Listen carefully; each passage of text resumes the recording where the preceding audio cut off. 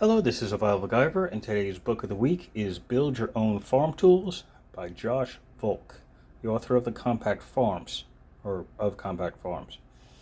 This is equipment and systems for the small-scale farm and market garden, including sprinkler systems, rolling bed marker, drip winder, and a whole bunch of other stuff. This is a bit more involved than typical homesteading. So if you're off-grid, doing homesteading, this is more mainstream-ish. So it's a little hard to explain, but I will show you shortly. So there's stuff in here that's some really cool things about different kinds of hang carts and stuff, and the plans and the material list and estimated cost. Now the estimated cost is different depending on where you are and how bad inflation is. So about where you are, so you don't absolutely have to follow this to the nines. You can use this as a basic idea on how to make something similar with what you have available. So, but this is a little bit, as I said, a bit more involved than homesteading. So some of this you're probably going to have to go to your local home improvement store to pick up things like piping if you don't already have it. And they even show you how to do Excel sheets at the end for inventory and germination schedules, which is a bit more involved again, especially if it's an SHTF situation. You may not have electricity, you may not be able to run your computer. Even if it's a laptop, it's going to run out eventually. So this is a bit more involved. So I'm going to zoom in a little bit here so we can see what's inside. Okay. So this book is, if you can see that, it's 2021. So a lot has changed since 2021. Now this says dedicated to the kids of all ages who take their toys apart and try to put them back together again. So, and this is another story publishing book. Like there's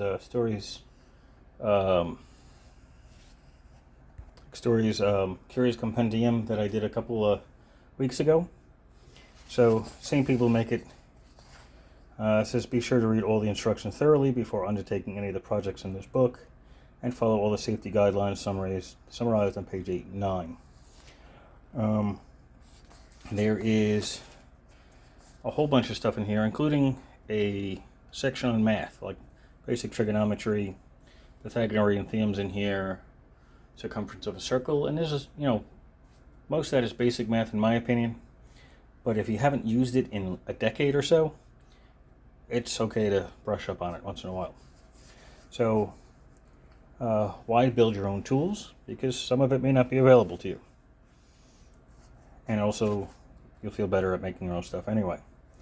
Setting up a basic shop, safety notes, basic mechanic tools, woodworking tools, metal tools, benches and toolboxes, treating your tools right, basic materials, and projects like greenhouse tools, simple seeding bench, germination chamber, tools for the field, a hoop bender, which is actually kind of cool. I'm actually going to work on that shortly because I have some raised planter beds in the back that I'm probably going to have to protect from the birds and the dogs. If you've seen one of my videos with the dogs running through the bed, that's a problem.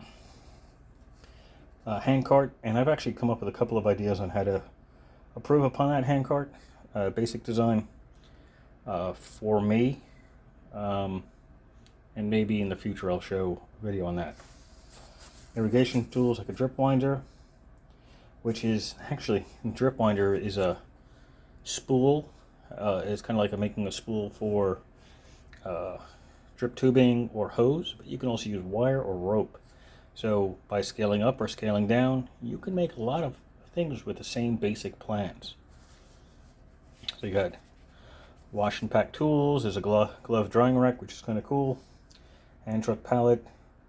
By these instructions, I'd have to modify it because the wheels stick out on mine. So, take it with a grain of salt kind of thing. Of course, make the measurements appropriate and style appropriate to what you have. Onion bag filling stand, which actually looks complicated, but it's probably not. mini barrel washer is very complicated, in my opinion, but I'm sure somebody with basic wood knowledge, which is not me, can do that pretty well. Rolling packing table is actually really cool. I may use something similar to that for the my vehicle parts in the shop. CSA boxes, I'm not quite sure what that means. I've read it twice and I'm still not sure because it just says CSA. I don't remember seeing a description for it, what it stands for. And then there's office tools, spreadsheets for seasonal planning, usable data collection, hacking photos for video data, how to make design yours. There's an appendix, cost benefit analysis for tools, mechanical principles in plain English, material properties in plain English, and metric conversions.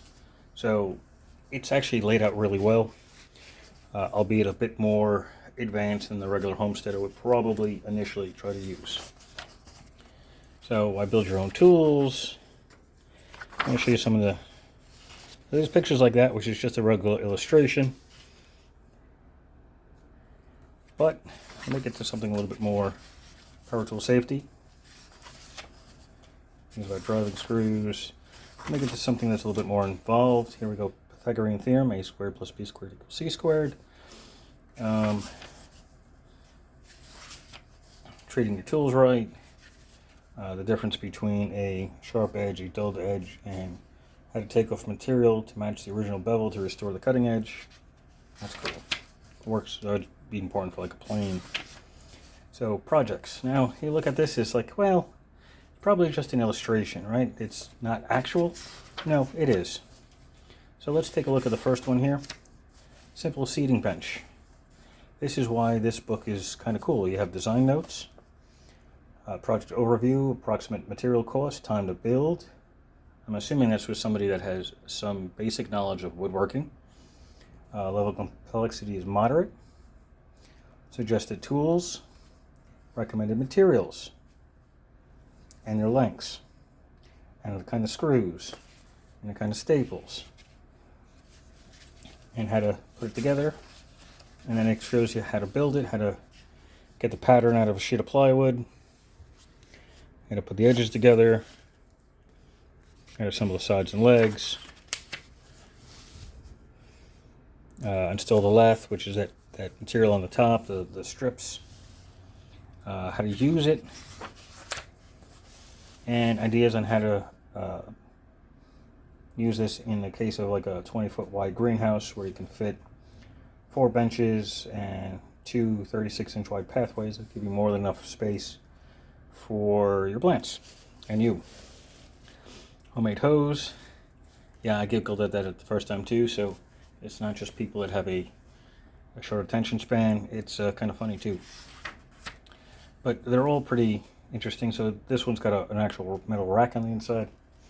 You can get it just about anywhere currently. I have one for my computer sitting in storage. So they were relatively easy to find and relatively cheap. I'll show you how to use it, design notes, and it goes on. This is cool. If I had the room in the back of the house, I would do something like this, where you can have a little tub on it for while you're mixing. They talk about like angled bracing and why and how. This is the hoop bender. So this is a way to take a piece of conduit and bend it to the shape that you need with a 90 degree. Of course, there's a little bit of work to do in order to make the curve, but it's not hard. And they tell you about bending and measuring, using it, and there's lots of other interesting things on that end. Rolling bed marker. Let's get into something that's a little more interesting. Here's a hand cart. This is one of 2 that are in here. So this is one with 2 wheels. You could probably do it with like a bicycle wheel or something of that nature. How to build it. Right. And here's the other one using a hand cart with a single wheel, which I actually like. I would change the design a little bit, make it a little bit more comfortable or ergonomic, but that'll also work. Like I would put a taller kick plate on the end and maybe a little bit on both sides just to be able to hold a little bit more on the end. So And they show you using a frame of pipes, not just wood. Irrigation tools. This is that drip winder. So in order to be able to put hose out, but as I said, you could use this for rope, paracord, depending on what size you make the spool, if big or small, or multiple spools. Say if you're needing to run wire for like electric fence or a house. This is actually pretty cool. Let me show you how to put it all together, what's required, how to give extra support, how to measure the pitch. So there's a lot of really good information in here. Albeit most of it I probably won't use, but there's also a lot of information like this. Water volume measurement. So in this description here, 1 inch of water over 100 square feet equals 62.5 gallons. I didn't know that. So if you're doing water reclamation for your garden or for water storage or for like showering or putting out fires or cooking if you need to purify it, bathing, if you have a 100 square foot area, which is what, 10 foot by 10 foot, so a roof on a house or a sheet metal roof on a building or corrugated roof of some kind, you can get a lot of water off that small amount of space. So that's not bad. You also have this one here. 20 foot by 5 foot bed is 100 square feet. So to put 1 inch of water on 100 square feet, you'll need 62.5 gallons of water. So it's the same thing. But instead I picked 10 by 10, but you can do 20 by 5. So what if you have a small lean-to, maybe over a firewood pile that you're using to dry, and you had a container on the some kind of roofing material on the top that doesn't keep much grit or material, so you don't have to do a lot of filtering. For rainwater, that could give you 62.5 gallons of water just in that space if you get a 1 inch of rain. Now, where I am, like today, we've got over an inch of rain in about 25 minutes. So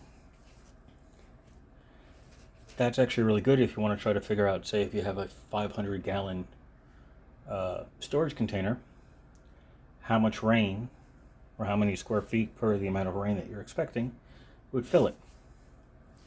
So that's not bad. So 1 inch equals 1/12 of a foot, 1 cubic foot, 7.5 gallons. So even if you don't use everything in this book, there is a lot of really good information in here. Now I talk about drip systems. How you can use a looped line or a straight line, but if you use a straight line, you have to cap the line. If not, it won't drip, it'll just kind of go at the end. Basic sprinkler system.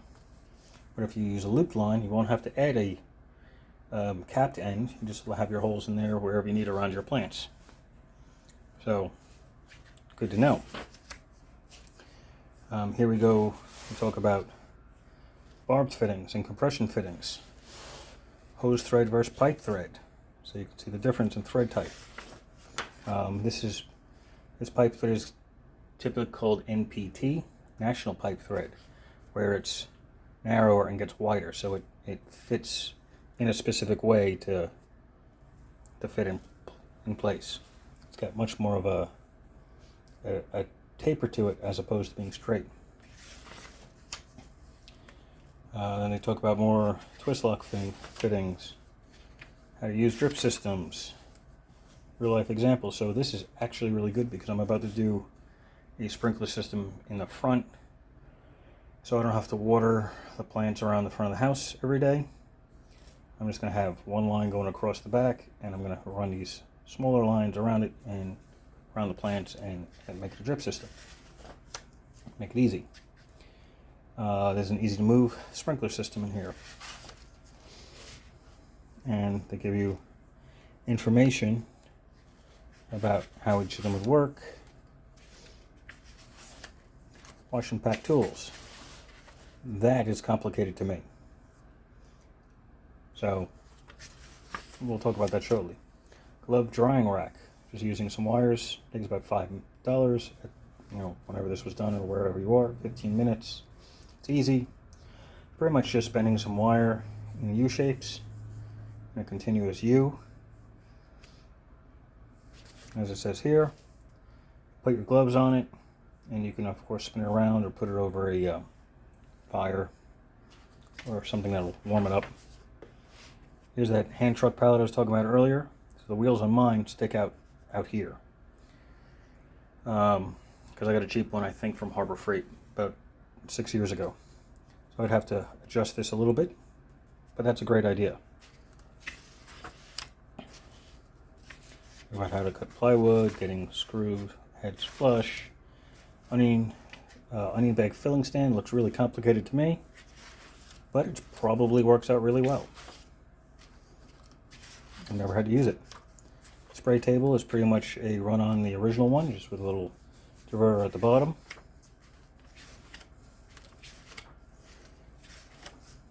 Now here it is, the mini barrel washer. That looks complicated to me. And here's all the instructions. And this one is a little bit one of the more expensive items. Takes probably the longest and level of complexity high. That's good. So I know currently with my ability with woodworking, this is outside of my range of expertise. But they talk about how to build it. And you may or may not need it, so I wouldn't worry about it unless you need it.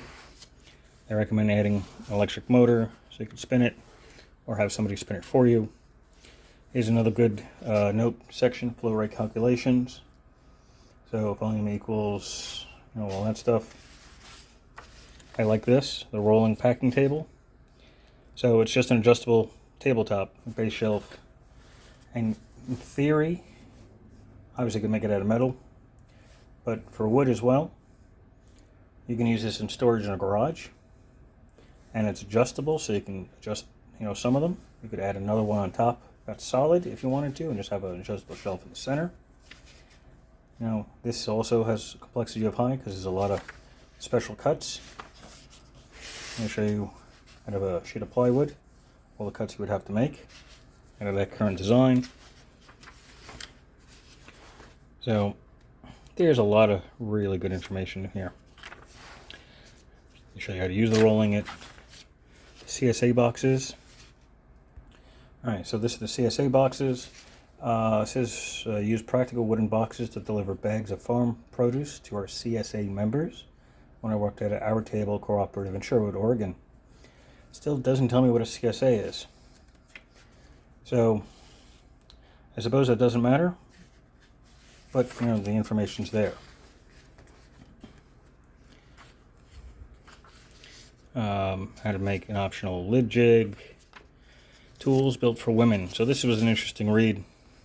So Ann Adams and Liz Brensinger started Green Heron Tools because as women farmers who also had a master's degree in nursing and public health, they knew they were looking for or in tools that fit women, and they weren't finding any marketplace. So things that are lighter, maybe a bit shorter, something that'll work more to their advantage. How to keep joints in neutral positions, appropriately sized gripping surfaces, not too small, not too fat, and all sorts of things. So that was a cool read. Now, office tools. Tools for planning, record keeping, and analyzing your farm are just important these days as any tools you use in the field or packing shed. So this is really if you're going into business. So I don't personally see a use for this, but I mean if you are running a business or you're trying to sell your produce, then this might be important for you. This all uses Excel. So basic harvest plan spreadsheet for CSA shares. Again, doesn't tell me what CSA means. Harvest plan, tricks for formatting dates, planting plan, sorting, germination rates, creating a planting map. So, yeah, this is from CNF Maps 2020. Is there a name on here? This is a bit more involved than anything that I am willing to admit to at the moment. And how to use the sheets appropriately. There's a harvest record sheet. And how to take information from water meters and overhead spots and all sorts of other information. Designing your own tools, design considerations, design constraints, basic math, including units, calculating length, area, and volume. Basic trig, so things like Pythagorean theorem, circumference of a circle, calculating converting rates. So there's a lot in here. There's a nice one in here, cost-benefit analysis on the rolling bed marker, if you use it, kind of thing. How much it's going to cost, the parts, stress and strain, torque,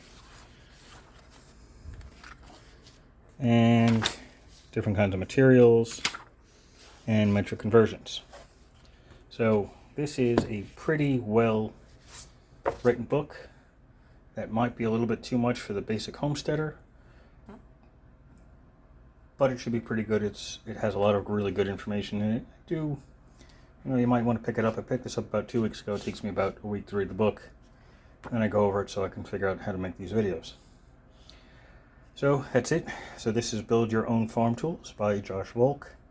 On the top corner there is going to be a listing somewhere probably around the 10-minute mark for more books, which ones I do every week, ranging all sorts of topics, just in case you want any more information. Down below, please leave any questions or comments, and I will answer them as soon as I possibly can, which is usually pretty quick. And please like and subscribe. Might be more of this stuff coming out. Actually, there's a book every Thursday. Maybe I'll do one of the homesteading books next week, so you can see some other options out there. Thank you for watching. The description will have a link to Amazon for this book and for Kindle, just in case you want to read it in any sort of way. Thank you for watching, and have a glorious day.